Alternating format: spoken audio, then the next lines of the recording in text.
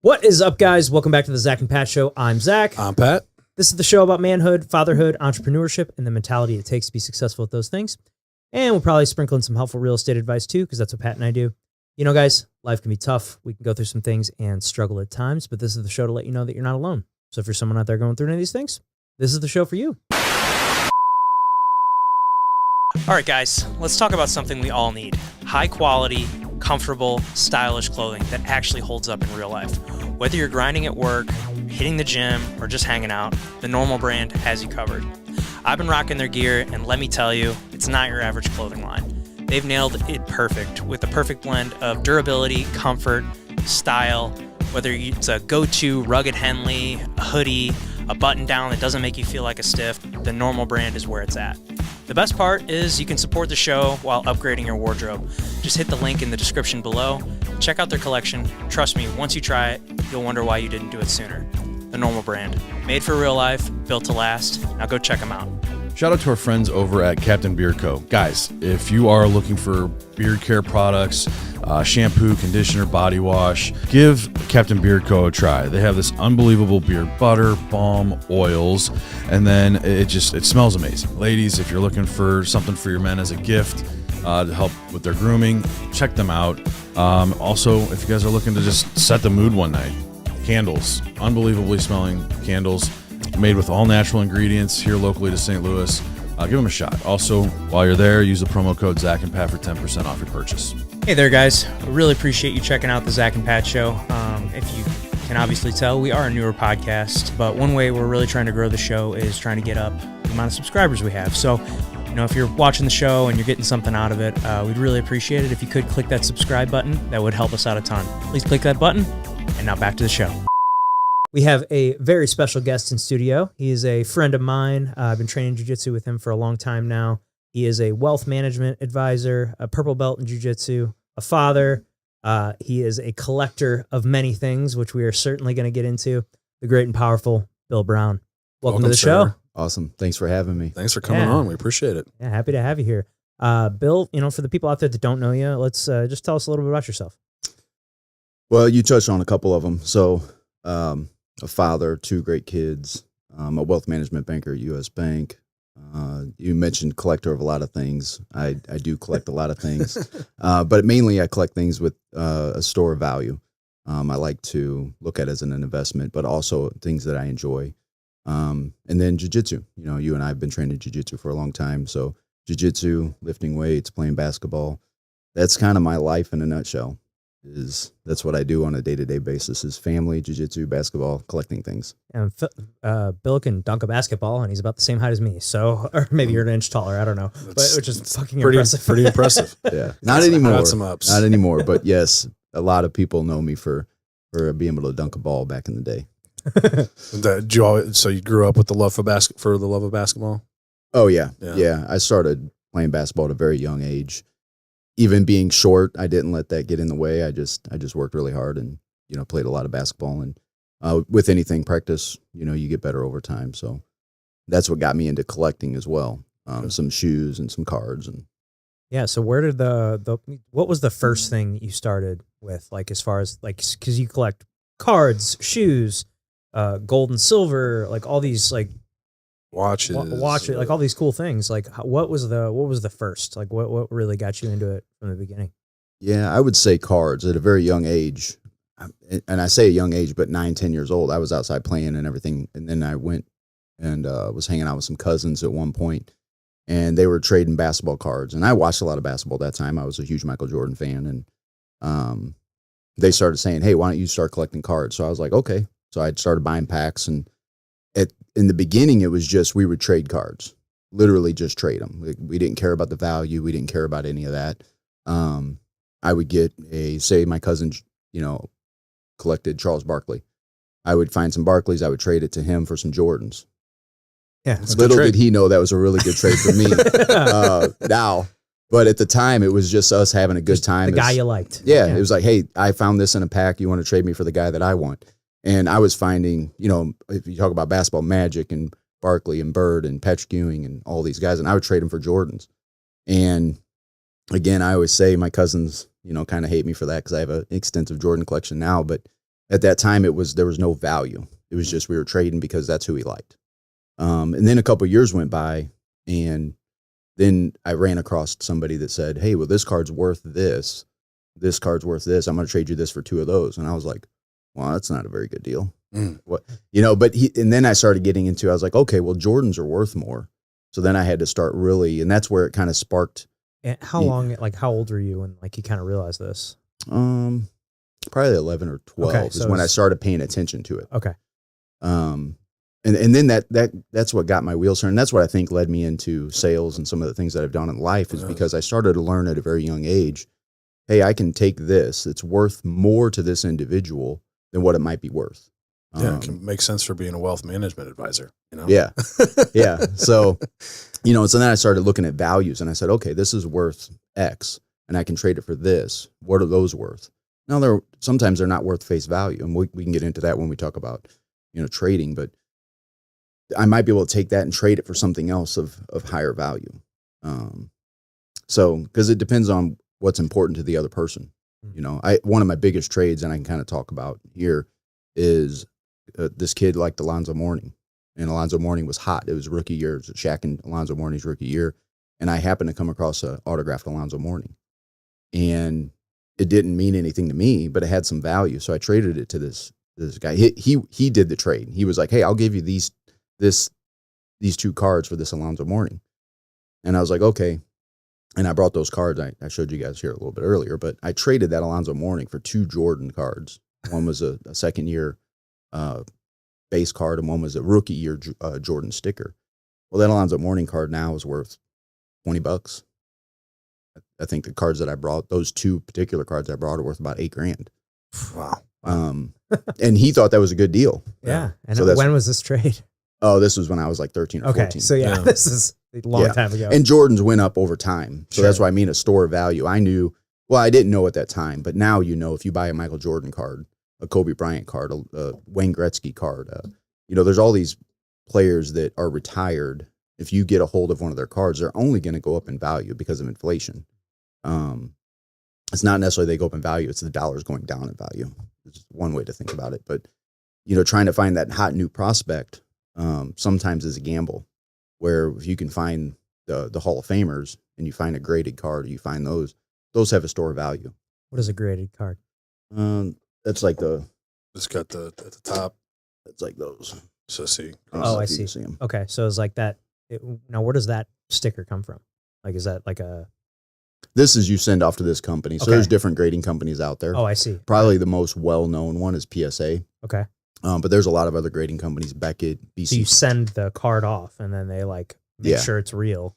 Make sure it's real. They grade it, and then they, hopefully send it back to you. Yeah. I was going to say, is that like a worry that some people have that like, is there sketchy grading companies out there that like, There's been some grading companies that have come and gone, but like PSA, they're very reputable. They're very large, organization. So you don't have to worry too much about that. But you got to think about, I'm putting this card, like some of my cards, I'm just personally scared to send off because you're putting them in the mail. You pay warrant, you pay for the insurance. sure. You send it off, it gets there. They got to take it out of the pack. They got to grade it. They got to put it back in the case. And all of those steps give me anxiety. Sure. When you're talking about my Jordans. So, and some of them I don't plan on selling. So there's really, for me, it doesn't make sense to grade it. If I ended up going, to the point where I want to sell them, I'll probably send them all off in bulk and get them graded so I can get more, more money for them. Yeah. But if you don't have any interest in selling them at this point, then I really don't want to go through that anxiety of sending it through the mail system. I don't blame you. Yeah, for sure. That's the first thing I'm thinking. Like, man, the mail is sketchy. So you've had those 2 cards since you were 13. How? I mean, I'm assuming you just put them in a case immediately because those things look like they're in perfect shape. Yeah. And I learned that at a young age. When you were a kid, you were always looking at the corners. You're like, are the corners good? Or, now they look at corners, they look at centering, they look at the surface. They'll look at the card in different ways. I don't know what all they do, but when you send it off, they look at all those things. But as a kid, you just wanted the card to look good. So I put it in a little plastic case. So you got to think that card's from 1986. Mm-hmm. And it looks in that brand new. Look at this card. This is 1971. Wow. And it looks brand new. Julius Erving. Julius Erving rookie. This card's 1950. I have to find the print date on it, but 1950 or 60.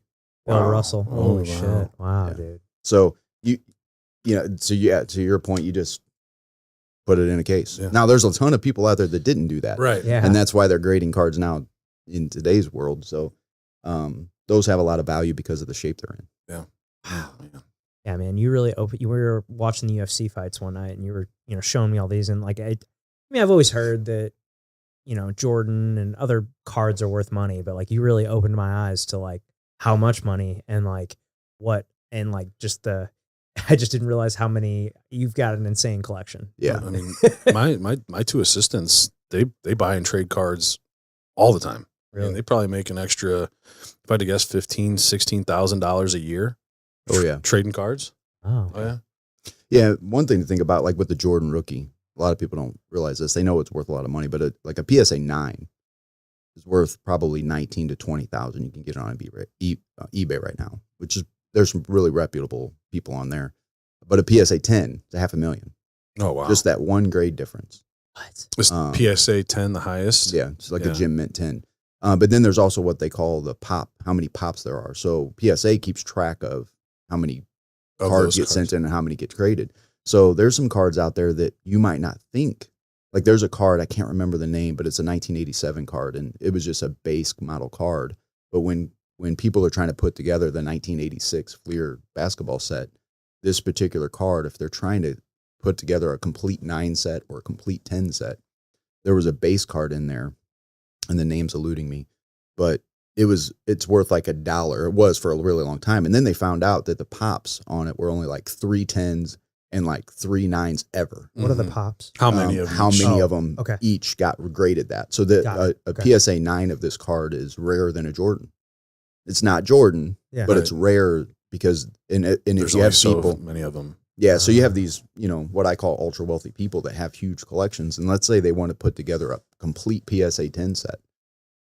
They have 3 cards to complete that set. There's 3 of them, so they're going to pay a premium for that card. Sure. So, and those are the things in collecting that you don't really know until a little bit of time goes by. Yeah, because something like you said, when you were 13, it wasn't worth very much. But Yeah. like, look at it now. Like Kobe, Kobe's a really good example. Kobe Topps Chrome in 1996 was the first chromium card. Upper Deck passed on it, and then Topps bought the technology to do the chroming. So Kobe Bryant, 96, the biggest basketball card, Topps Chrome, the biggest card, not just in basketball, but Topps Chrome released in basketball. Well, Kobe's do a thing called greening, and all of their cards kind of turn green because the chrome, kind of messed up. But if you can find those that didn't green, and it's a Kobe Bryant rookie card, Yeah. those are premium money. cards. Yeah. Oh, man. You just happen to put it in a case. Yeah. And it happened to not green. Mhm. Wow. Yeah. So even in cases, they would green. Yeah. Yeah. It's still worth a lot of money. Sure. But if you can get one that's Yeah. not green, it doubles. Wow, that's Yeah. crazy. Damn. Okay, so you started with the basketball cards. What was the next obsession? Oh, it was shoes. It was Jordan shoes. Yeah. I mean, I'm sure a lot of people that know me are going to see this podcast, and a lot of people know I'm a big shoe guy.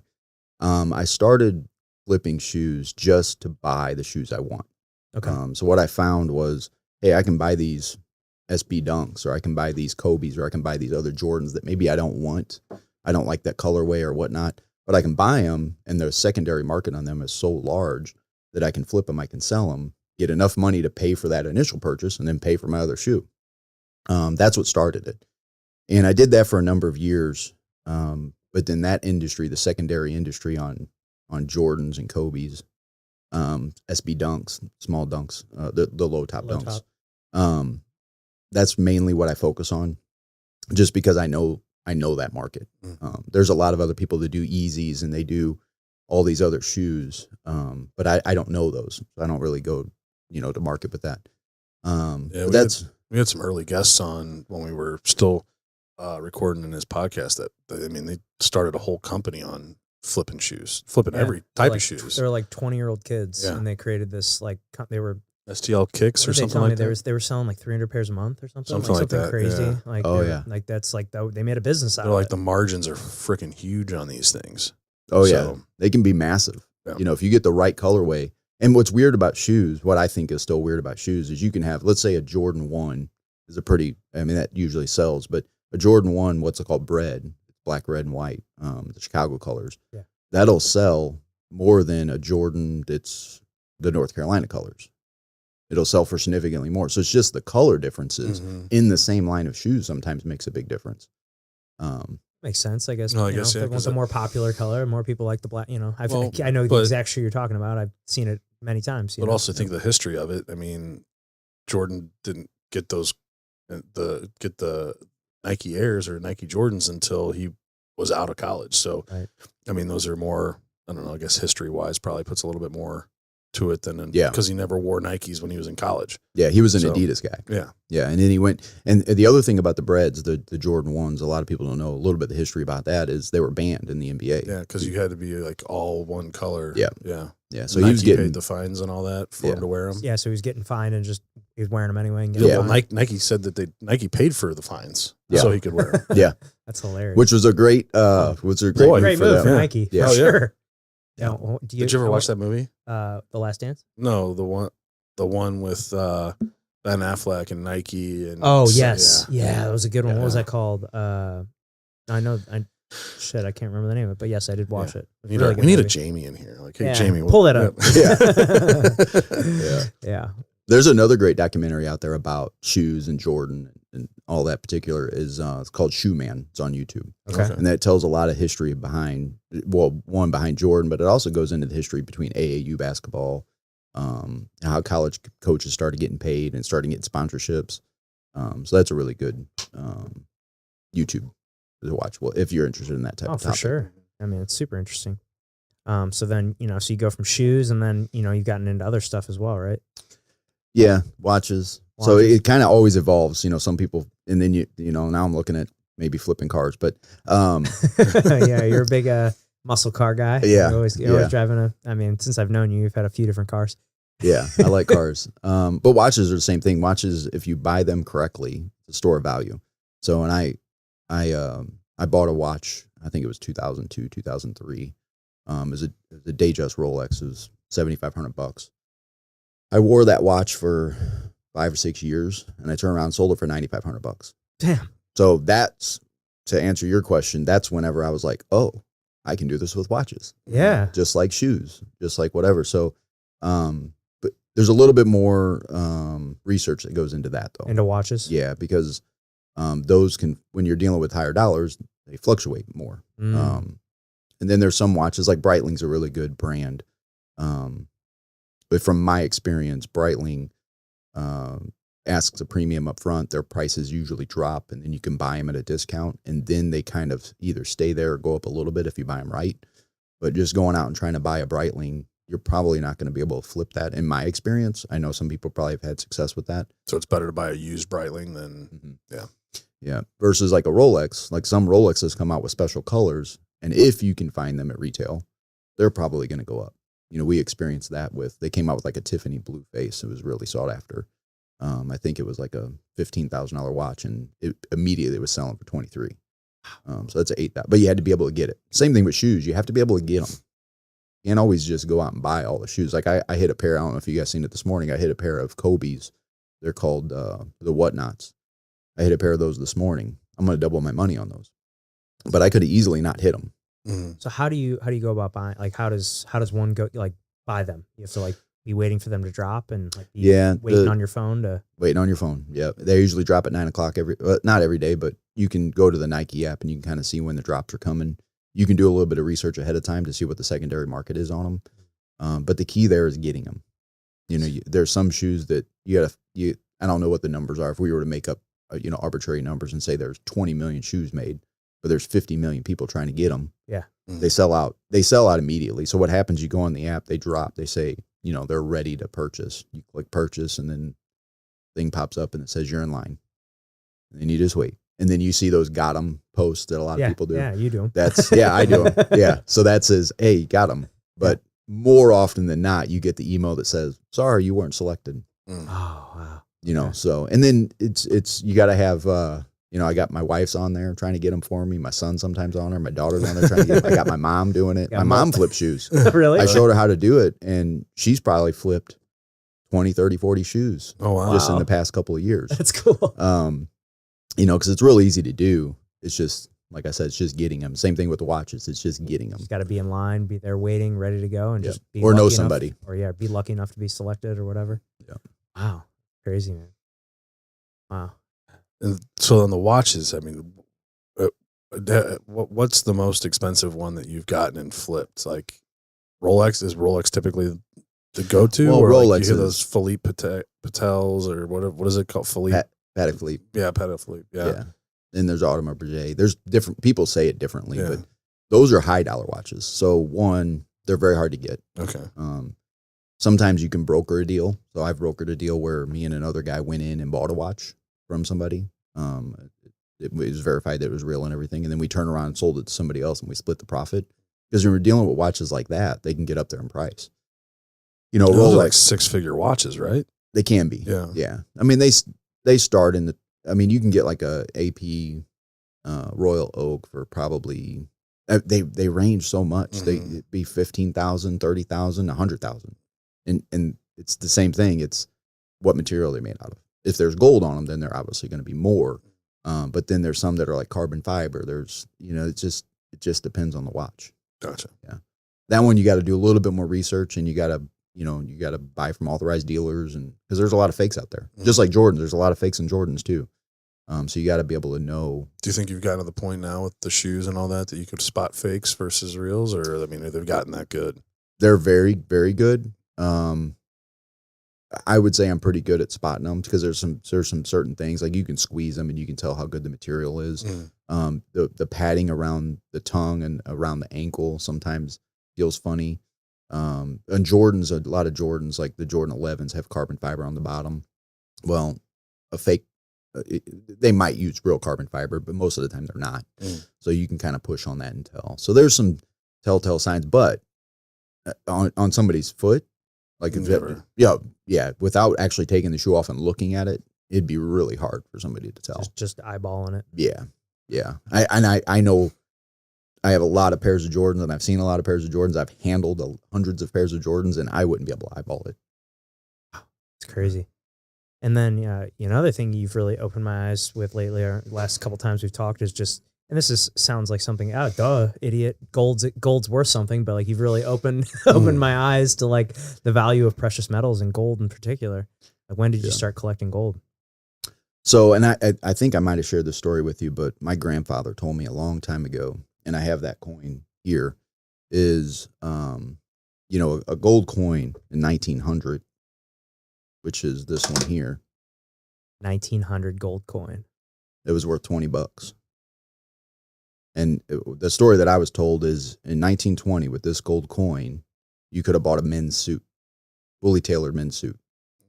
Top, tie, pants, belt, shoes, everything. With this exact same coin, this coin right here, today, I can still buy a fully tailored men's suit. But for $20, I can't do that. Yeah. Because this in 1900, this was worth $20. Today, it's worth $3,300. So, and then this coin is the 1979. That's the year I was born. I'm old. But same thing. This was $230 in 1979.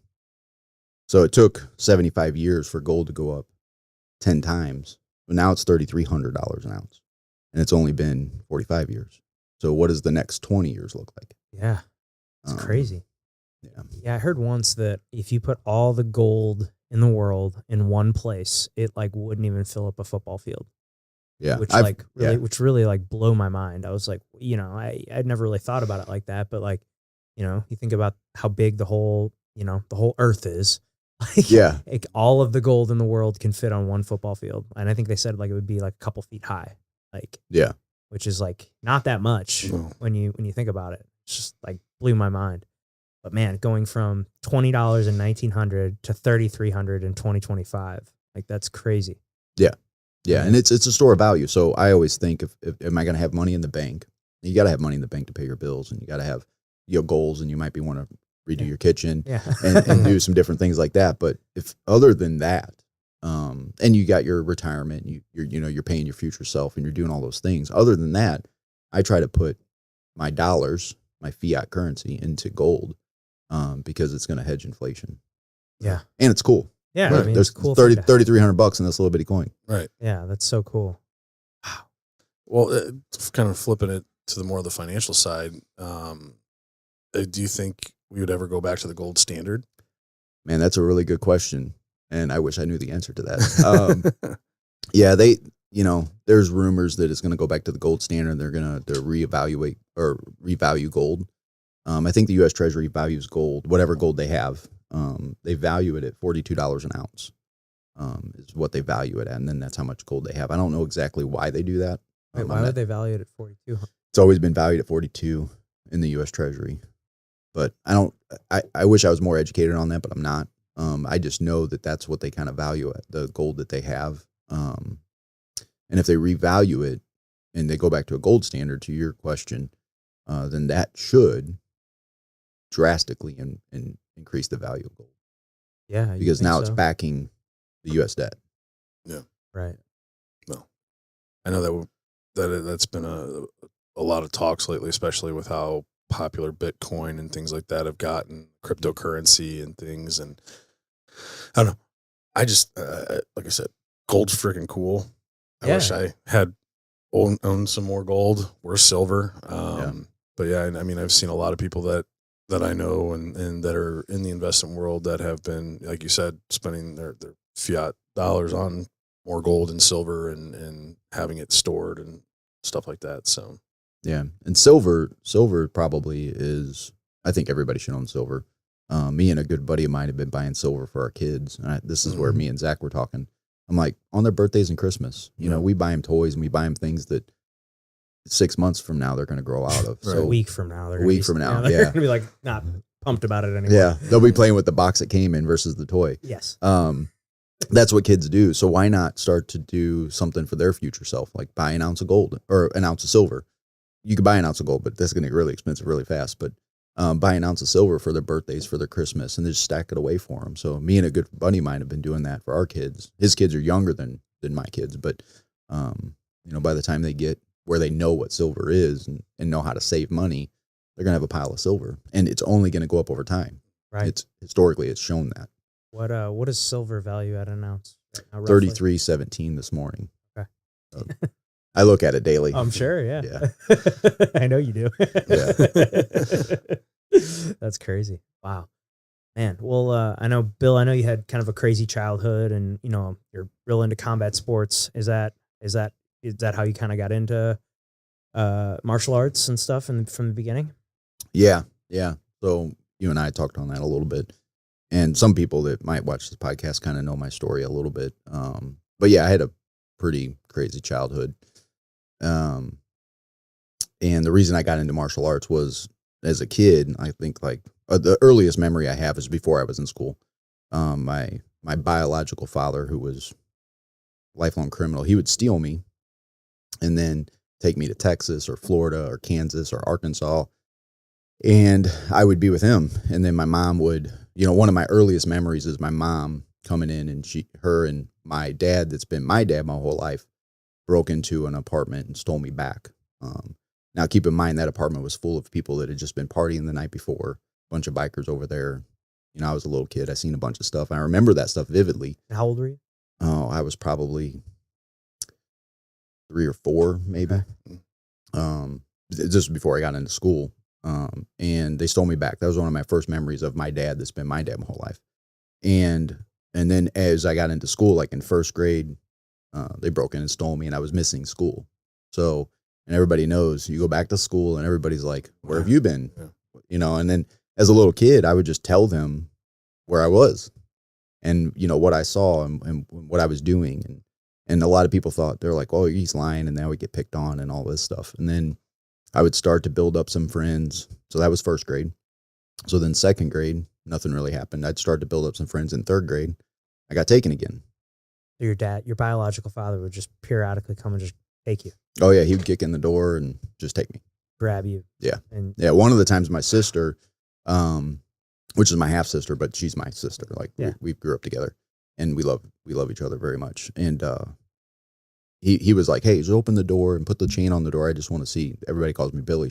He's like, I just want to see Billy. So my sister did that, thinking the chain would. He kicked the door and knocked my sister over, came in, grabbed me. And then one of the times, I can't remember exactly which time, but one of the times he was going back to jail. So then he sent me back home. And then another time we were in Florida, and my mom. So is your mom like moving around trying to like hide from him? Or No, well, they would never want him to know where I was. Sure. Mhm. Yeah. So I don't know if she was. That's a good question. Nobody's ever asked me that. I always knew that then she he moved was around a lot, right? Yeah, I always knew that she was not wanting him to know, because his family, my dad's family, we were still close with. So like my Aunt Kimmy and them, they'd be like, don't tell, Rick where Billy's at. And I always knew that growing up, but then I didn't put those two together until you just said that. I was moving a lot. So that's interesting. Another time, I was down in Florida, and I remember this. I was down in Florida for a long time, actually, and my mom hitchhiked down there to get me back, and she found me, and then my dad, and he was dating your girl, and I think her name was like Janice or Nancy or something, and my mom stayed in the trailer with us, and she tried to get her out of the window and me out of the window to try to steal me back, and that didn't happen. So she ended up leaving. And then I ended up getting on a plane and going back home. But my mom hitchhiked down there. Oh, wow. Mom's a badass. Yeah, my mom is a badass. Yeah. And if you ever met my mom, she's a little bitty thing, can't hurt a fly. But she'll do anything for her kids. She had to get her baby, man. Yeah. So, and there's another story I always like to share. I think it's funny. Me and my wife and kids would always go to Florida every year. My wife's from Florida. So we would drive down there and we'd go to the beach and all this stuff. And we would always drive overnight. And just because we didn't want to hit traffic and Sure. the kids would sleep. It was just better. We did the same thing. Yep. Yeah. Same. So a couple years, this is, I don't know how many years ago, this 5, 6, 7 years ago, the kids were older, so they weren't sleeping overnight. So we just decided to drive throughout the day. And we're driving, and I come over this railroad track, and it was something hit me. It's never hit me before. I slam on the brakes. I pull over, and wife and kids are like, whoa, what's going on? And I was like, I'm looking, and those old towns that never change. Mm-hmm. I'm looking and I'm like, I grew up in this town. I know where everything's at. And it was a place called Anna, Missouri. So I lived out there with my dad for a long time. I never knew where it was. I never knew it. But then I was like, if we drive down this road, we're going to see this building. We're going to go here. We're going to do this. And it was just one of those old little bitty towns that never changed. But coming over that bend in the daytime. Just like him rushing back. Oh, to you. it was like chills went over my body, and I pulled over and I was like, oh, that's crazy. It was wild. Crazy. Man. It's hard to explain, but when it hits you like that, it was unique and different. And how old were you when you lived there? That was probably 3rd or 4th grade. Okay. However old you are when you're 3rd or 4th grade. Yeah. So. But it all happened then, and then kind of lost touch with my dad because he was in and out of prison. Gotcha. So, and then ultimately, like when was the last time you got like stolen? Probably 3rd or 4th grade. Okay. Yeah. So then Was that the last time you saw him? Yeah. It was the last time I saw him up until 2017. He was getting out of jail. He was in Izard County, Arkansas, and he was getting out of jail. And he came to St. Louis, reached out to my mom, and we ended up meeting up. It's the first time I'd seen him for a long time. I was super nervous that first day. time seeing him as an adult too. Yeah, Or yeah. That's, yeah. It was very, very hard. And I was pretty nervous through that whole thing. And sorry, you can probably tell in my voice. Well, I met him, and he said, hey, I got to go back to Izard County. I got to go back to jail. I broke my parole, and, there's some stuff going on. And that was the last time I saw him because he was supposed to get out of prison. I think it was that June or July. He got released from prison on a Tuesday, and they found him stabbed to death on a Wednesday. And what's crazy about that whole thing is I was in Bull Shoals, Arkansas at the time, because we went to Bull Shoals, Arkansas every year for 10 years with my sister. Had tons of pictures, had, all kinds of stuff me and my daughter were doing. Well, me and my mom got investigated for the whole thing because that earlier, whenever I met my dad, my mom's like, well, you should get an insurance policy and I'll pay for it. And my dad, she's like, you never gave Billy anything and didn't have child support. And, if something happens to you because you're a knucklehead, maybe he'll get something. So my mom took out an insurance policy Oh, and she boy. was paying for it. Again, like I said, my mom can't hurt a fly. My mom Yeah. will help anybody. Well, they were like, oh, you took out an insurance policy and you're paying for it. Your son was in Bull Shoals, Arkansas. He was murdered in Izzard County, which was like an hour away. So it's not like you see on TV. There was about a 6-month period where they were drilling me and my mom with questions. Wow. And I was like, think that you guys like set it up and yeah. And I kept telling I forget the guy's name now, but I kept telling the investigator out of Izzard County, I'm like, look, man, me and my mom had nothing to do with this. Like, I love my dad was not a good person, but he was good to me. Mm-hmm. You know, he loved me. I had good memories of him. I had crazy memories too. Like, I seen a lot of pretty horrific things, but it wasn't towards me. Right. So eventually he dropped it and they found out, you know, who did it and all that. So, wow, crazy. Yeah, you would think like the last thing I'm going to look at is the ex-wife and son for this when he's been in and out of prison and in a biker gang his entire life, you know? yeah, he was a drunk. He was a criminal. He was, you know, I say a lot of bad things about my dad because I know he was not necessarily a good person. Like But you I said, learned a lot. He treated you well. He Like, treated me that's- well, and he treated, you know, the people he loved, he treated well, and he would do anything for them. I did learn that from him. Yeah. I learned loyalty from him Mm-hmm. because the people he was loyal to, he was loyal to, Yeah. and sometimes you would see that because he would, you know, beat people up or do whatever. But I also know he did a lot of bad things. Yeah. So Wow, that's crazy, man. So when did you start getting into martial arts? How did that? so begin? that was I kept that. Yeah, Yeah. kind of got sidetracked there, but No, yeah, I kept getting great story. picked on and things like that. So then I started getting into some boxing and I started doing some judo and I tried taekwondo. I really tried all of them, but really I kind of did boxing for a while and judo for a long time. And then, you know, through grade school and stuff like that, I would get in scraps here and there and because people would try to pick on me. But that probably only lasted for like 2 years. Then I got pretty good at fighting.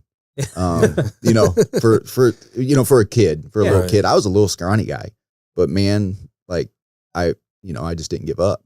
You know, I got my butt kicked a couple times too. You know, I got a broken nose, broken hand, you know, all that, but I still kept moving forward. But, you know, getting picked on when you're a little kid and then you start getting a little bit older, and you start doing these things and then people pick on you. You're like, all right, I'm done. Tired. I'm done getting picked on. You know, I was just at that mindset. I was like, I'm done getting picked on. Like, we're going to fight. Yeah. You know, but that was only for a year or two. And then I got in a bunch of trouble. So then I was like, well, I don't want to get in trouble anymore. And then, you know, I attribute a lot of this to started playing basketball a lot, you know, and that kind of kept me focused, you know, so I started playing basketball a lot and then I started getting friends playing basketball and, you know, and then joined a team and then there was camaraderie and I started to learn all those things where before I'd be at school for a little bit and I'd be gone. Be at school for a little bit and I'd be gone. So I didn't ever build that stuff up until middle school and high school. I didn't know what it was. Mm-hmm. Yeah. So, And when did you get into jiu-jitsu? so I got into jiu-jitsu about 2013 or 14. Okay. With Kyle. I was at Kyle's first school for a very, very small, short amount of time. And I was at the second school for a long time. I did take a hiatus because I had to get like shoulder reconstructive surgery. So I was out for about 2 years with that. And then When was that? that was in about 2017, 2018. Okay. Yeah. So I was out for about 2 years. On Damn, that. I didn't know that. Yeah. That's before I knew you. Yeah. When I came back to Kyle's, I think that's whenever you and I met. Yeah. It was probably that after Yeah. the That shoulder makes surgery. sense. Yeah, that's about the right timeline. Yeah. I came to Kyle's in 2020. Yeah. So I was out I think it happened mid 2017. I was out until like mid 2018. But then there was still a good 6-7 months where I was, anytime somebody would isolate that arm or shoulder, you know, I didn't drill hard. I wasn't going hard. I was out of shape because I couldn't do anything for so Right. long. So yeah, that's about that time frame. Did you do any competing? Yeah, I competed in 2014, I think. 2013, 2014. I was a white belt or maybe just got my blue belt, and I did a Naga tournament. Gi and no gi. I won one and lost one. Yeah. You ever think you'll ever compete again? I think about it all the time. Do you? Yeah. Yeah. I think about it all the time. I just, with work, and now I'm thinking about it more because, you know, both my kids are grown. My daughter just had her wedding. Yeah, I saw that. Yeah. So now it's like I have a little bit more time. Sure. Work still gets in the way. Injuries kind of get in the way. But now I have more time to focus on it if I did want to do it. Yeah, it's been a while since I've competed. I haven't competed since, what was that, like October last year. So I'm like, I was talking to Nick yesterday about it. I was like, yeah, I feel like I need to get one on the schedule sometime soon. Just as it's been a while. Yeah. Well, that's the other reason I think about it all the time, because everybody we train with is always competing. Yeah, 100%. Well, dude, I feel like every time I've competed, I feel like I definitely like level up a little bit, you know?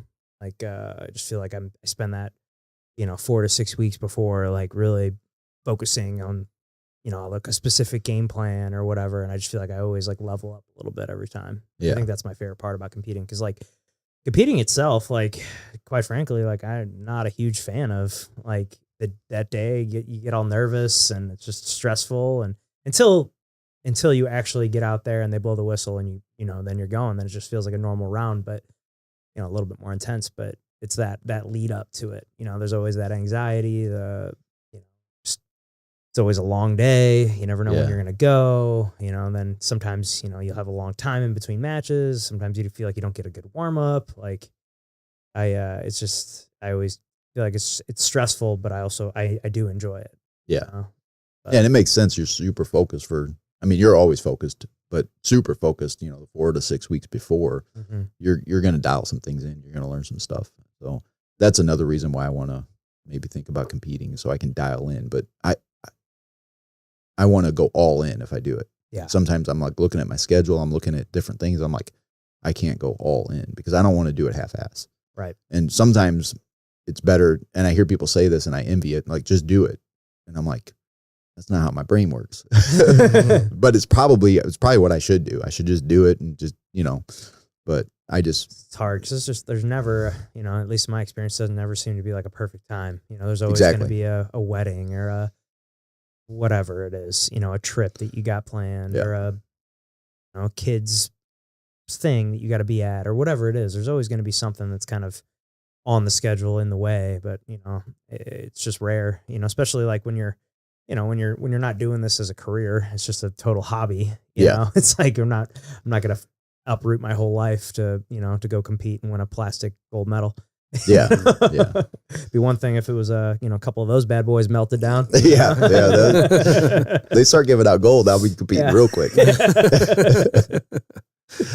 Yeah, when I got into it, I just never really that wasn't my goal, was to get into competing. But after going to like the couple CX BJJs that we've gone to, I'm like, maybe. Yeah, I was telling you, you need to go to a tournament. It's a completely different vibe. It's a great vibe. It's just it's a lot more like it's just different, because it's like there's way less pressure than the CX BJJs, just because those are They're like not all eyes on you. Yeah, and it's like you're on this elevated stage, and it's just like you got the walkout and the whole thing. Whereas the tournament, it's just like, all right, next, like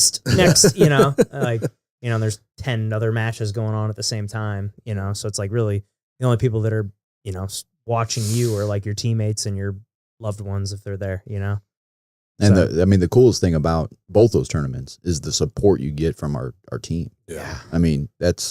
You can't ask for anything, more than that. So the lead up to it, the training, winning, all that's great. Mm-hmm. But when I go to those events, I see the support that everybody has for each other. And that's priceless. That's the best part. I go to several tournaments and I'm not competing. I'm just there to watch everybody, you know, and just like hang out and watch my friends compete or whatever. And that's another thing, like you said, with Watson's and everything, like, if there's a big tournament coming up and we got a bunch of people going, like that'll be Kyle's focus. Like, all right, we're doing tournament prep. Yeah. I know a lot of you guys aren't in here. A lot of you guys in here are not competing, but we're all gonna, this is still gonna benefit you because like, this is gonna help you come up with a game plan, like this is, all right, we're gonna spend a week working on takedowns and then we're gonna work that takedown into a pass and then that pass into a dominant position and that dominant position, the submissions that are available and, and like kind of funnels everything into like a game plan. And okay, if you get taken down, like this is, what are you going to do? It just makes you think about all these things that, if you're just going in there and just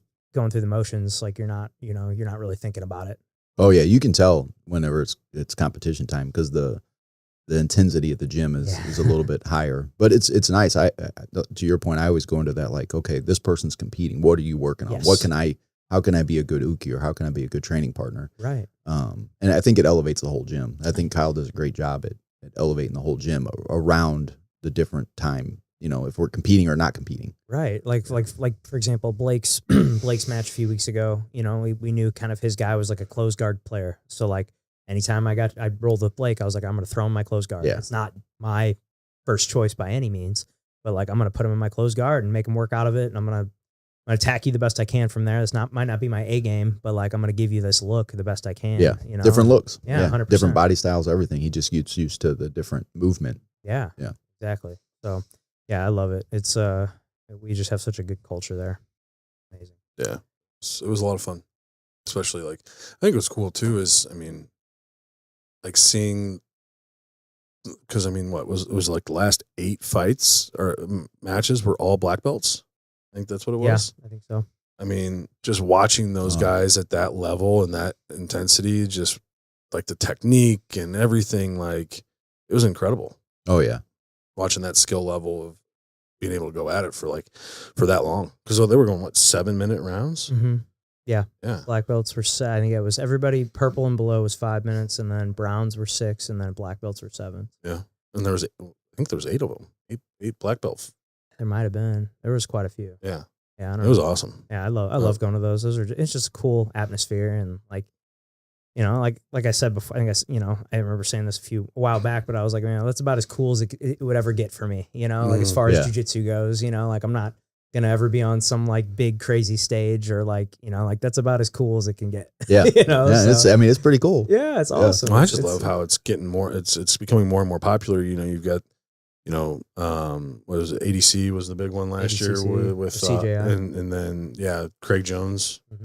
That was cool. That pit that they had. Yeah, they're doing it again. Yeah. They're doing the trials and stuff now. Yeah. So it's cool to see how that's all going to, and I think this year. Did you watch any of that? Greg Jones? No, I watched Greg Jones' Instagram. Yeah. Because I think he's hilarious. Yeah. Oh God. Oh man. He's so funny. You've seen those tattoos he got on his feet? Yeah. He's hilarious. He got "fuck you" tattooed on the bottom of his feet. So that when he's like laying on his back in his guard, it's so funny.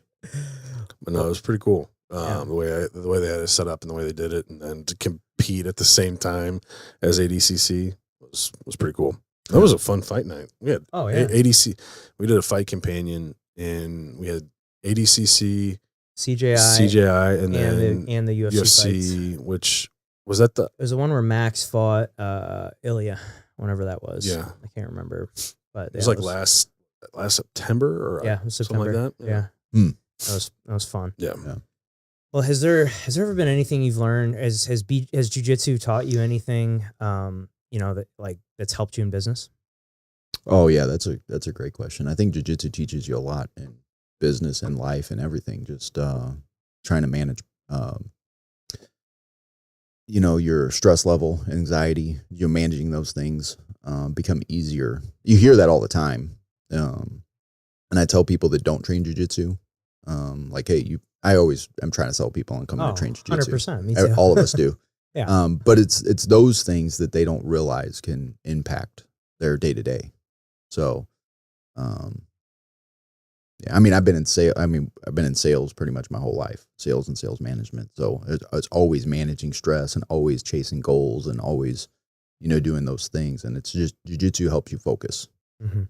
Whether you're at work, you're on the mats, you're doing family stuff. It seems like you stay more focused and not as much anxiety and stuff. Yeah. All that stuff's stressful. And that's the great thing about jiu-jitsu is like when you step on that mat, kind of the whole rest of the world kind of shuts off. Mm-hmm. Yep. Kind of, you got to focus on that problem at hand in front of you, because otherwise you're going to get strangled. Oh yeah. No, for sure. Oh man. Well, and with everything you've gone through, crazy childhood upbringing to where you're at now, getting into jiu-jitsu, being a father, how are those things kind of redefine masculinity and what is and the responsibility of it as to you? What does masculinity mean to you, or how has it been redefined as you've gotten older? Oh man, that's a complex question. I mean, when I think about fatherhood and managing people, or, being a good friend, all of those things are what make you a good human being or a good man. I'd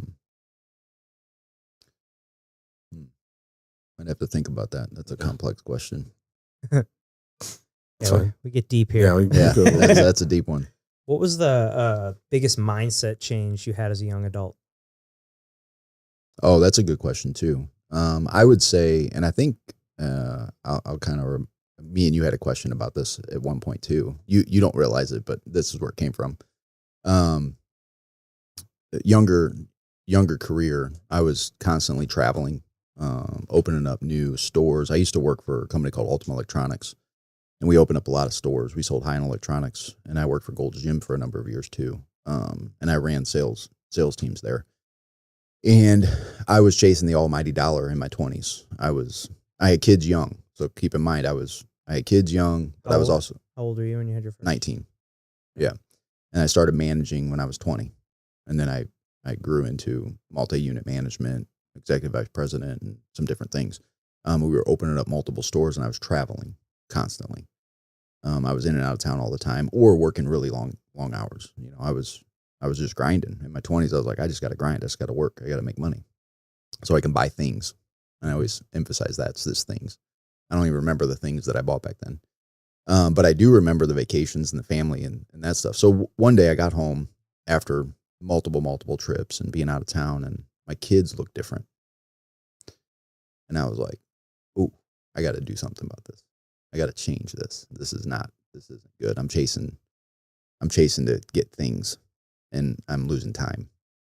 So if you remember this, I'm curious if you remember this, we had a conversation about you coaching at Watson's, and I don't remember exactly when we had this conversation, but you're like, yeah, I'm thinking about coaching, but I'm also got this going on. And I told you, I was like, you coaching is good, but those people that you're coaching that are white belts, that are going to be blue belts, that might not even stay, because we know that the turnaround on that is a lot. I said that time is going to be it's going to be better spent with your new kids and making those memories than trying to help the blue belts. Kyle might not like that because he wants a coach, but training the white belts to become blue belts or go from the beginner's class to the advanced class, you got two little ones. Yeah. So I was like, in my back of my mind, I was like, that time with your little ones is way more important than you coaching.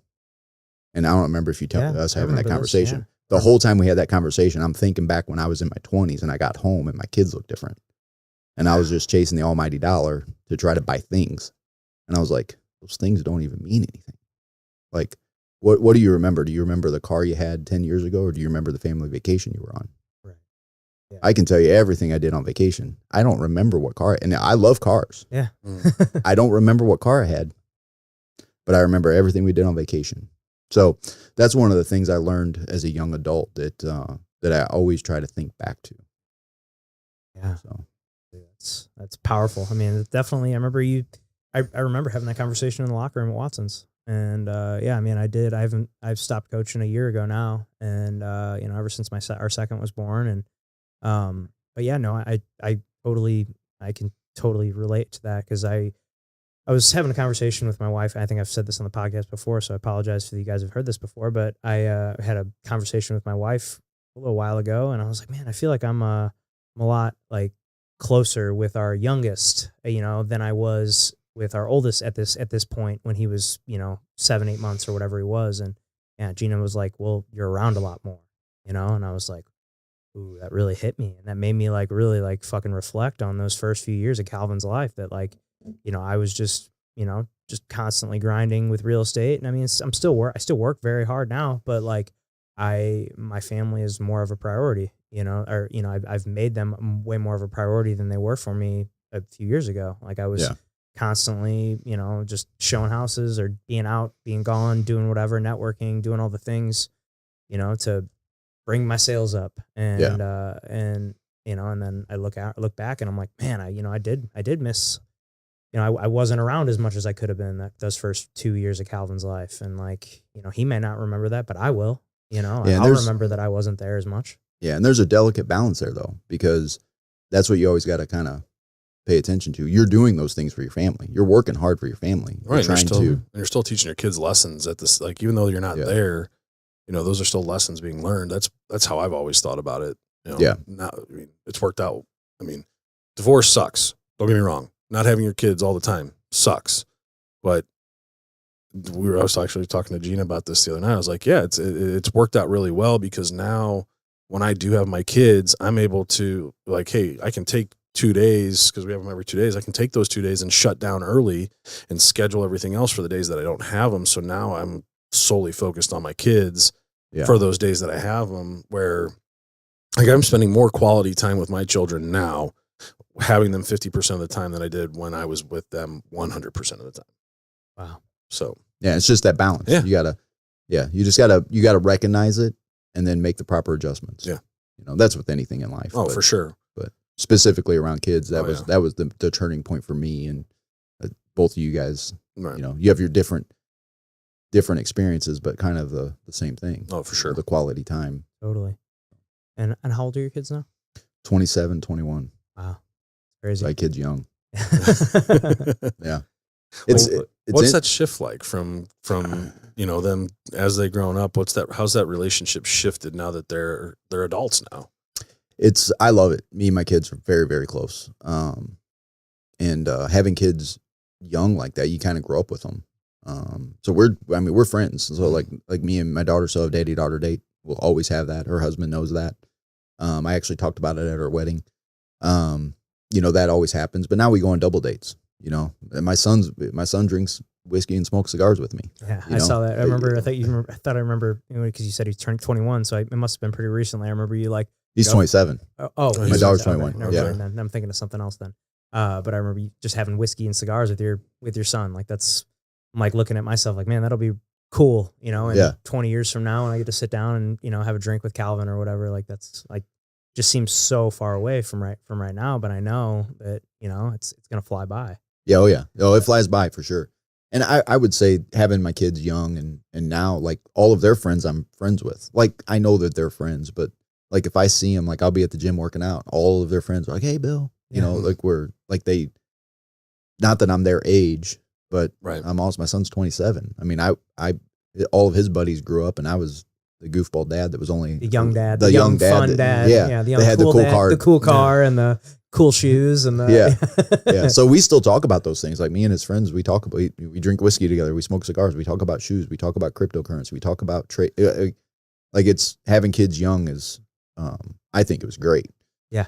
So, well, cause now, you know, I mean, you look and you're still young enough to do all the fun things. You know, I look at a lot of my friends that, you know, they're, you know, like, yeah, I want to have kids. And I'm like, okay, well, you're in your early 30s. Like, about time. It's like, okay, well, you know, you need to find a girl first and you need to, you know, probably date her for a few years and make sure she's the one before you, you know, commit to having kids. Okay. So then you're in your mid 30s and then, you know, in the late 30s and like, you gotta get on it. Cause if you're, you know, cause it's like, if you start now, then by the time they're graduating high school, you're, you know, in your late, you know, you might be in your 60s and it's like, you know, or whatever it is, you know, it's like, yeah, I think there is something to having them earlier.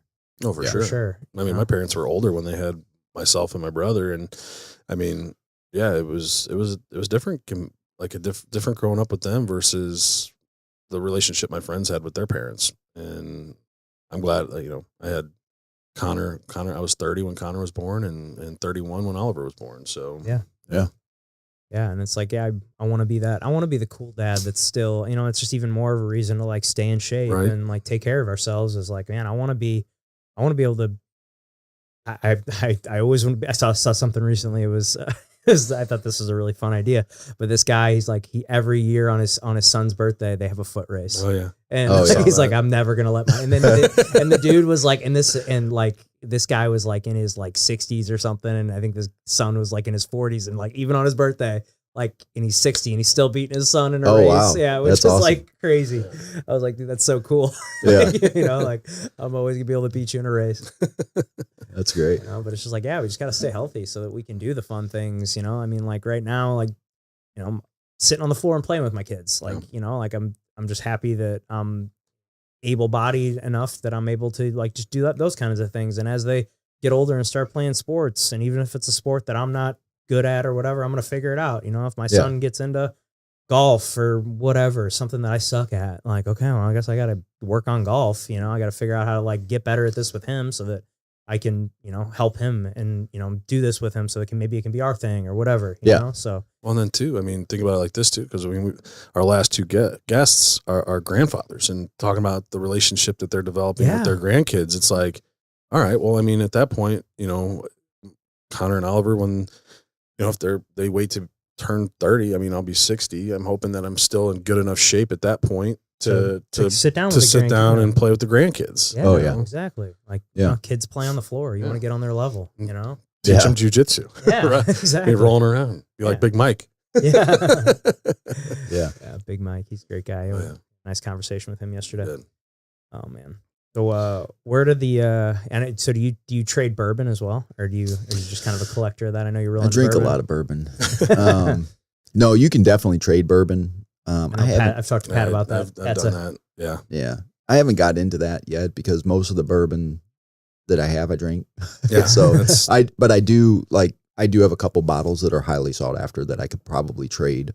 And one of the things I try to do there is I always try to, if it's a really expensive bottle, and bourbon's kind of complex because everybody has a different palate and the prices vary so much. So if it's a really expensive bottle, I try to go find it somewhere and taste it before I open it.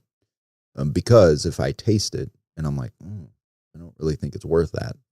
And I can trade it for multiple other bottles that I know that I like, then I'd be willing to do that. But I haven't done that yet. Because I do have a bottle in mind that I have at the house right now that I'm like, it's a really good bottle.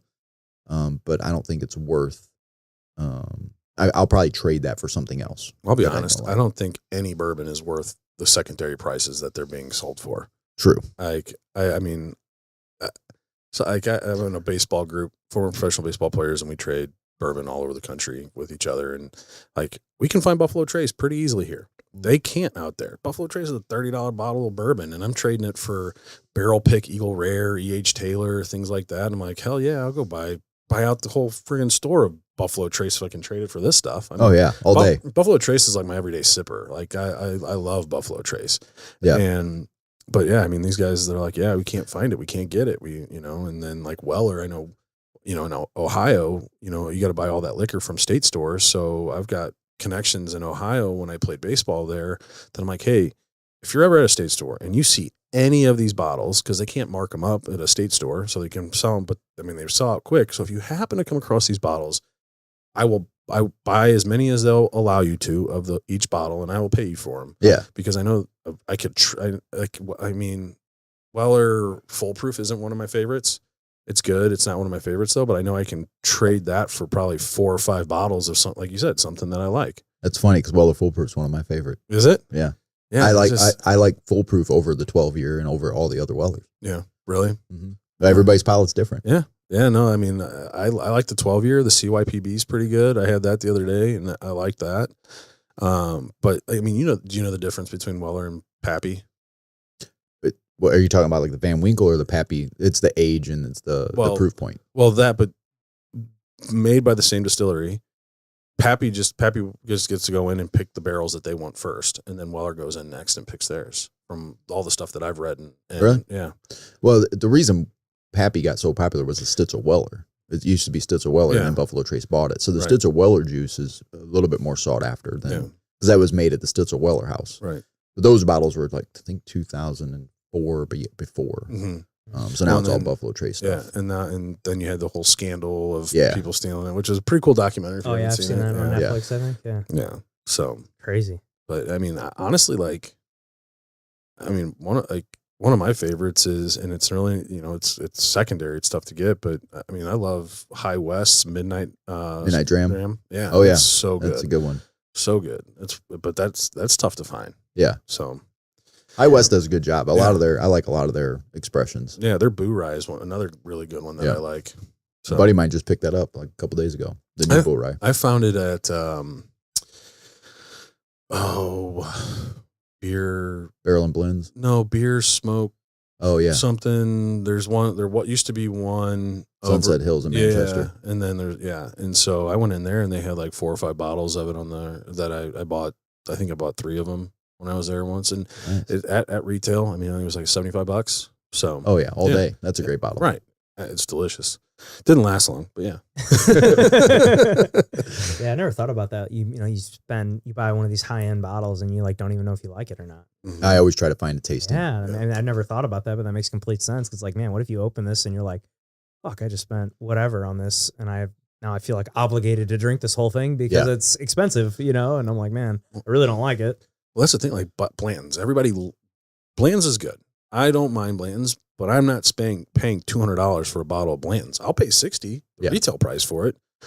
But I got a real estate agent that I was working with a handful of years ago, and he went down to Texas, and he was able to buy a case of Blanton's at retail, and he brought it back, and I bought a couple bottles off of him and drank them, and I'm like, yeah, you know what?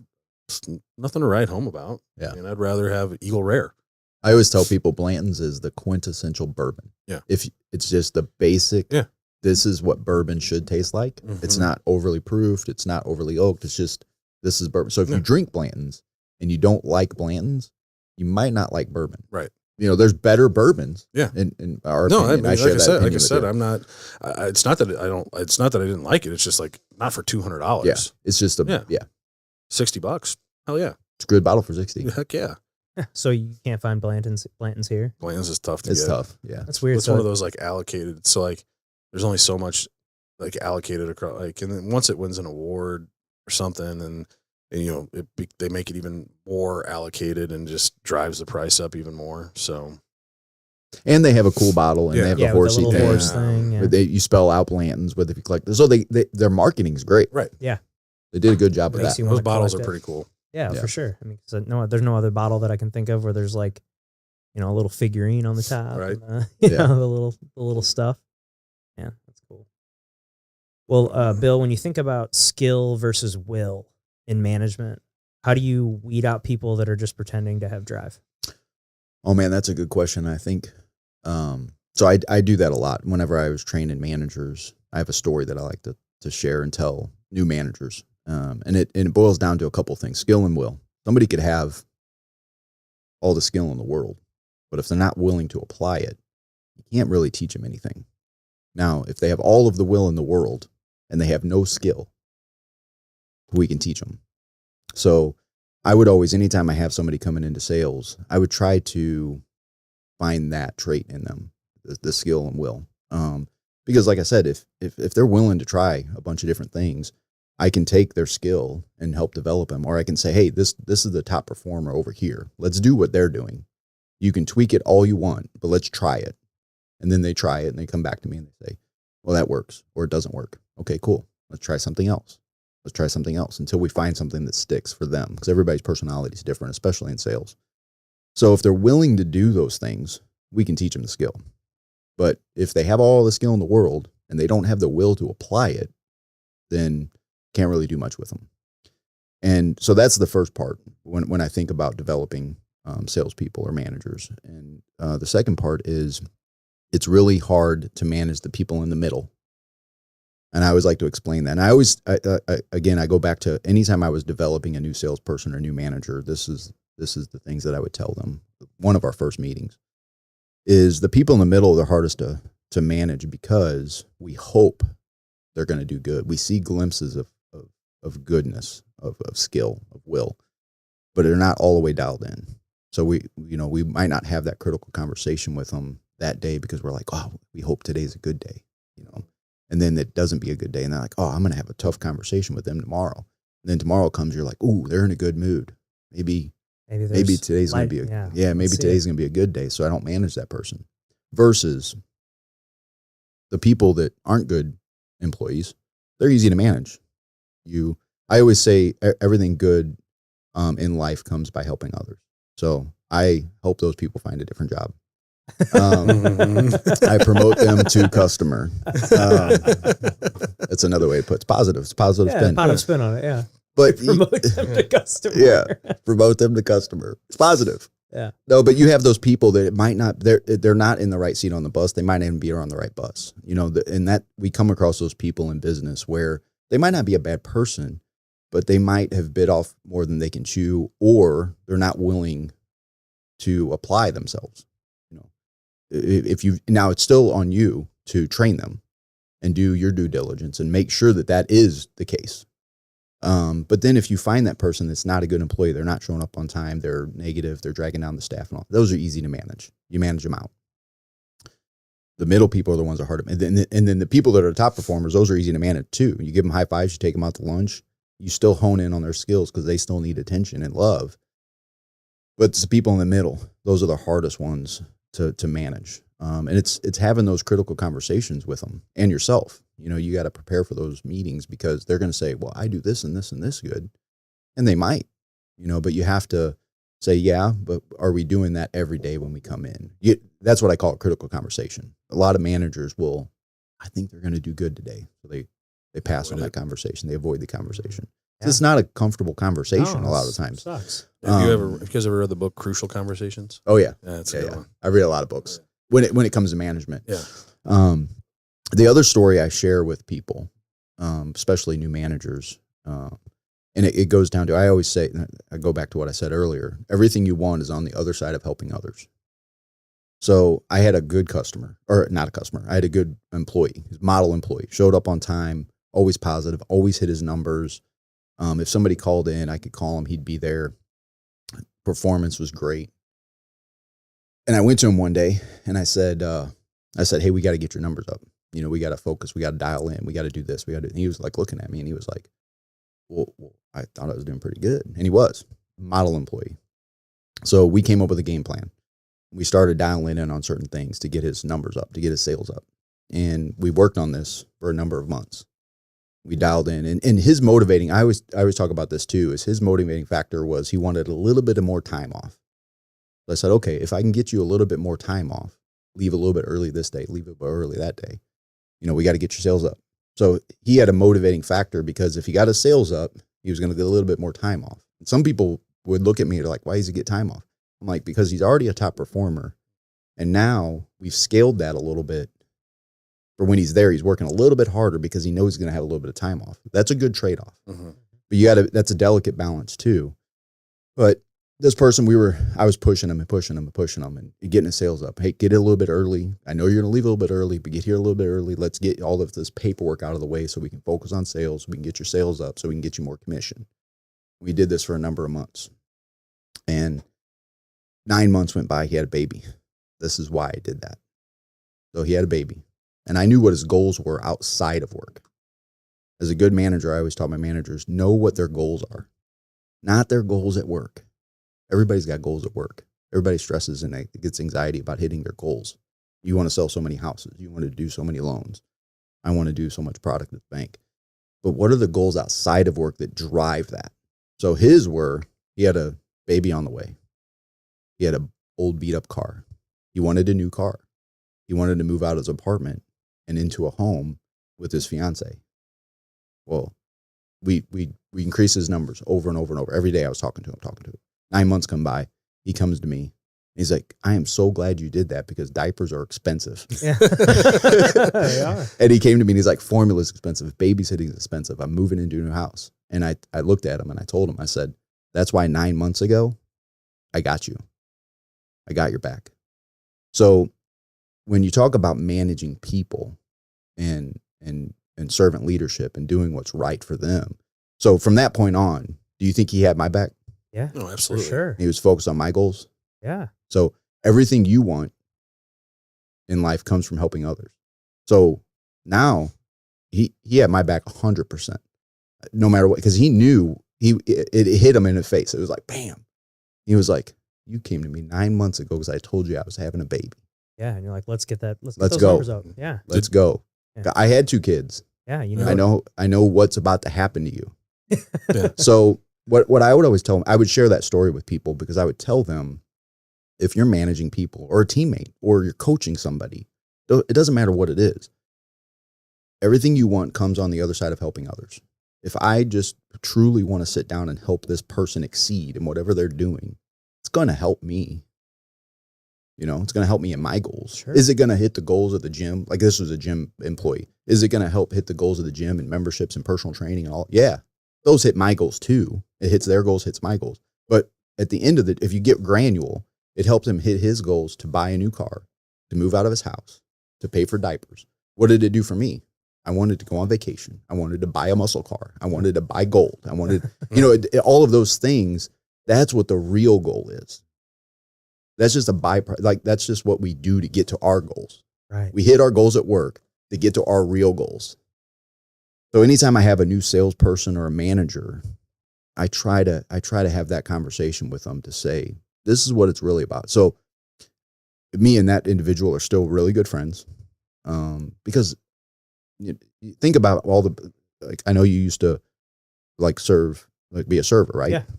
Think about all the people you worked with. Oh yeah. And you managed and all of that stuff. How many of those people are still friends? I don't know. Not very many of them. So There's very few from the restaurant industry that I still stay in touch with, to be honest. yeah, so I always try to, like, a lot of the people that I worked with, and the only reason I think that we're still friends is because, you know, our managers are always looking out for what was important to them. Does the goal help them get there? Yeah, if they hit their goals, they get more money. They can buy those things. But if you do it for the right reason, if your intention behind it is good, you're going to build really good relationships over time. Have you ever read the book Servant Selling by Dave Brown? I've not read that one. He's a business coach for what the company that I do my coaching with, and he wrote a book called Servant Selling, and it's very similar to that. Yeah. So I was curious if you'd read it. Yeah, I'll have to write that down and take a look. I love books like that. Yeah. And I always read books like that, and I'm like, if I could take one or two things away, and apply them, right, you know, then that's good. Yeah, I think where people make a mistake is they read one book and then they try to apply that whole book to one thing instead of just trying to take little tidbits from it and apply little things at a time. I mean, it's not going to be able to go over and overhaul your entire existence off of one book. Have you ever read the book Good to Great? Mm-mm. So Good to Great kind of speaks to that. Okay. It's basically you can be good at 10 things, but instead of being good at 10 things, be great at 2 or 3. Right. It goes into a whole bunch of business stuff too, and it talks about Walgreens and Coca-Cola and how they, you know, grew as a company and some of the things they did. So it's a really, really good read as well. Okay. Good to Great. Good to Great. Okay, I'll check that one out. I need a new book. Now, would you say that the story you just told is that one of the more powerful moments that you've made like a lifelong impact on an employee, or is there another one that stands out? Yeah, one that pops out when I say a powerful, when I think about the change that somebody had. I had an employee that was going to get promoted to customer, and I actually had a conversation with this person, and I said, it was on a Thursday or Friday, and I said, hey, we've been going back and forth on this training, and I've done my due diligence, you know, it's a skill and will thing. I said, so what I'm going to do is I'm going to give you 3 days off, and 3 days off in this company means they were getting the final paperwork together and you're going to be fired. I said, I'm going to give you 3 days off, but I'm not calling HR, which was the indicator that, like, you might not be fired. But what I want you to do is I want you to think about it over the weekend. And I want you to come in Monday and you're going to interview for your job. And you're going to, knowing what I know that your current work ethic is. I said, so Monday, I want you to tell me all the reasons why you should keep your job and what we're going to do moving forward. I've had that conversation before, and those people, some made it, some didn't. This individual came back on Monday, dressed the part, was ready to go, sat down and says, we did an interview. I interviewed and I said, well, in this situation, what would you do? In this situation, and these were real situations that we had already experienced together. And what I found in that was the coaching and training I did during that time was some of the answers I got back. So they were listening. They took notes. And this was over time. This wasn't just recent. So I knew that they were listening. So long story short, to answer that question, I think that was a really impactful moment because she later became a gym manager for me and was a damn good one. And she had a mindset shift and she started applying some of those things. And then when she started finding more success, when she started applying those things, she started asking more questions. And when she started asking more questions, it gave us more opportunity to coach. And then she started getting more belief and just more trust overall. Till this day, we're still really good friends. And that was somebody that was 2 days away from being fired. Wow. That's awesome. But you have to give. So I always say 2 chances, never a third. If I have a critical conversation with you, we've done all the coaching. We've done everything that we can do.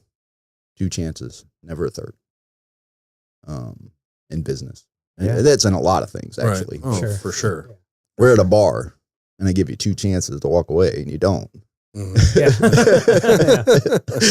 Yeah, there's a lot of things that applies to. Yeah, it's like fool me once, shame on you. Fool me twice, shame on me. There won't be a third time. Yeah, exactly. But I apply that a lot to, coaching and developing people. Wow. Do you do a lot of coaching with what you're doing now within the wealth management space? Yeah. So I don't manage people anymore. But I miss it, but I don't miss it as well. I really enjoy what I do.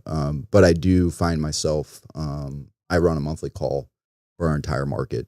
I do a lot of training around that. And then I have a lot of partnerships within our, we have mortgage, we have the bank side, we have small business, we have credit card specialists, US Bank. Okay. So I partner with all of those different groups and I do a lot of cross training with those groups, specifically around sales and asking questions, open-ended questions and tie downs and, things like that. But it all boils down to, it doesn't matter. Zach wants to sell houses. It all boils down to what you do for, you want to sell houses, but ultimately it's helping somebody. Right. Yeah. So everything you want comes on the other side of helping somebody. You want to sell a house. Transactions. Yeah. You want to help them find the home of their dreams for their family. Right.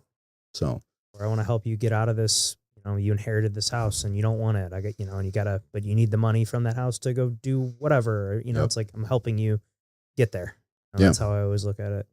There's a guy that I follow. I've been following him since really since I got into the real estate industry, but his whole thing was relationships over transactions. Oh yeah. And it's like, for sure. Think about, don't think of the people that you're helping, that you're working with as transactions. So they're people, they have lives. There's a reason you're there to help them. And if you make that your focus, you're going to be successful.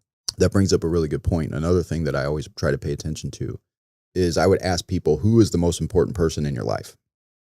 Mine's my mom, my kids, my wife, everybody. But, when you think about who one of the most important people in your life is my mom. She's only here for a certain amount of time. So I cherish that time. Somebody else might say it's my uncle. My uncle raised me. Somebody else might say it's my grandparents. My grandparents raised me. So then every time you're helping somebody, think you're helping them or think you're helping somebody they sent you. That's going to make you, want to do the right thing and just help them versus a transaction. Yeah. Great advice. Well, I've got a question, but I probably think I know the answer. What's more satisfying, making a great trade or watching someone you mentored crush it in business? Oh yeah. Second one for sure. Yeah, for sure. If you can help somebody, and the one thing I like is when you take that salesperson, the skill and will, and you start teaching them something, and then they go try something, come back to you. That didn't work. They go try something else, come back to you. That didn't work. Then they go try something. They're like, that worked great. That's my thing. And then they start using that over and over and over, and then start to dial that in. Then the part that I like is when I get the next person and I say, hey, go watch them do this. Because they learn that, and they that's whenever, your training and your development stuff really sticks, is whenever the person you train is not, it's just like jiu-jitsu. Yeah. Kyle trains somebody, and now that person becomes, Kyle probably gets, I know he does, he gets enjoyment out of, hey, now my black belts are training other black belts. Right. Yeah. That's just in life. For sure. 100%. Wow. Great. Awesome. Speaking of trades, what's one of your most successful trades you've made on a card? Ooh. One of your largest. So that's probably that. I don't know if I touched on it, but that probably goes back to The one when you were a kid. one where I was a kid. Yeah. Yeah. It's because that card I bought the card that I traded at like a Target or a Kmart. I think it was like $20. And I traded. So what ended up with these two cards, I got to tell the full story, was I bought that card. It was an Alonzo Mourning autograph card. It was like $25. And I went to this kid and he traded me a 1984 Topps baseball set. It was his dad's. I didn't know that. But that's what he traded me. He traded you his dad's stuff without. Yeah. Yeah. There's a whole story behind it. You're about to hear it. Okay. So in that set, and I don't really know baseball. If you know me, I don't know a whole lot other than basketball. But I know this one because of the story. I know there was like a Kirby Puckett, Cal Ripken Jr., David Manningly or something like that. Don Mattingly. Yeah, that one. So that was this baseball set. It was a 1984 Topps baseball set, and it had like their rookie cards are in it. Okay. So he trades me this set, and I immediately go and I go to this. I call the car dealer, local car dealership, and I'm like, hey, and I'm a 12, 13-year-old kid, right? I'm like, hey, I have this baseball card set that I want to trade for some Jordans. Because I traded everything I got for Jordans. Didn't matter what it was. So he's like, well, yeah, this set's worth blah, blah, blah. He's like, I'll trade. You call the car dealership for that? Card. Like the I was local sorry, card shop. I misheard you. Okay, I was Yeah. like, I'm like listening. Wait, you went to like a Chevy dealership? Oh yeah, Like, no, what the fuck? no, It's like, card. they take. I thought you were about to say, yeah, I traded the card for a car, and I was, Oh, yeah. I was like, well, okay, I'm sorry. Go ahead. 13 years old. That's really good negotiating. Yeah, I know. I was like, damn, Bill. Then I went to the card shop and traded the car for these cards. Oh yeah. So it was a place on Manchester. It was called like 1 million baseball cards or something like that. So I called him and I said, hey, I got this baseball card set. I want to come down and trade it for some Michael Jordan cards. And he's like, okay, bring it down. So I literally traded the Alonzo Mourning, got the baseball card set. I was over at my cousin's house. My aunt was there and I'm like, hey, I need you to drive me down to this baseball card set, not card dealership. And so she drives me down there and I go in and I was like, hey, I want to trade this for these two. This is the rookie year sticker. So a lot of people peeled these because this is a sticker. So that's why it's really rare. And then the sticker on the original backing. Yeah. Yeah. So it's unpeeled sticker. And then a second year. So Jordan's rookie card is this one. I don't know if anybody wants to see that, but that's Jordan's rookie card. And this is the second year card, which is a really popular card too. So I traded that 84 Topps baseball set for these two cards. And I've had these cards ever since. Wow. So it was a $25 trade because he thought that Alonzo Mourning autograph was worth a lot more. And I didn't really know what it was worth. I knew it was worth less than that baseball set. So I was like, if that's what you want to trade, I thought it was his. Like he said, I want to give you this baseball card set for this. It's not like I went to him and said, give me your dad's shit. Yeah. Or give me this baseball Yeah. card set. I didn't even know about the baseball card set. So he brought that to me, which will play into what happened next. So I traded it to him. I went and traded the baseball card set right away. Got those two Jordans. Get back home. Like 2 hours later, Dad calls. And he's like, hey, I need that baseball card set back. So my aunt calls my mom. My mom calls me. And she's like, hey, where's that baseball card set? And I'm like, baseball card set's at the card dealership. And so she tells me what happens. And my mom calls the guy back and she's like, sorry, like we don't have the baseball card set anymore. And they're like, well, we need those Jordans. And I'm like, that's not happening. So I told my mom, I'm like, Mom, I had this Alonzo Mourning card. He came to me and he said, hey, I want to give you this baseball card set for that card. That's what happened. Like, it's not like I was trying to get one over on the guy. I didn't know. And then, my aunt took me down to the card dealership, and I traded it. And so the guy was really upset. The dad was really upset, but I was like that. And then we called the card shop, and the card shop's like, no, we want to keep this set. Because at that time, that set was worth more than those cards. Now it's not even close. Those cards are worth way more than that baseball card set. What are those worth now, you think? 8,000? Probably 8,000. A piece, and that or total? Total. Yeah. But that baseball card set now is worth a couple $100. Yeah. Crazy, Bill. Wild. Man. Well, That's awesome. You've lived a crazy life, my friend. You do some cool shit, and I'm just thankful that I know you, and really appreciate you coming on today. It's been a lot of fun, Bill. Yeah, man. Thanks for having me. It's been great. Yeah. But before we get you out of here, we always like to end the show with one last question. Uh-oh. We call it the tombstone game. Here lies Bill. What's it say on your tombstone? Oh, you know what? I watch your videos and I know you asked that question. loyal dad, loyal friend. Perfect. Awesome. Again, thanks again for coming on, taking time out of your busy schedule to come hang out with us for an hour and a half. Appreciate it. Thanks to you guys at home for paying attention. Please click that subscribe button if you haven't done so already. That would help us out a ton. Click that like button as well. Comment what you thought below, and we will see you next time.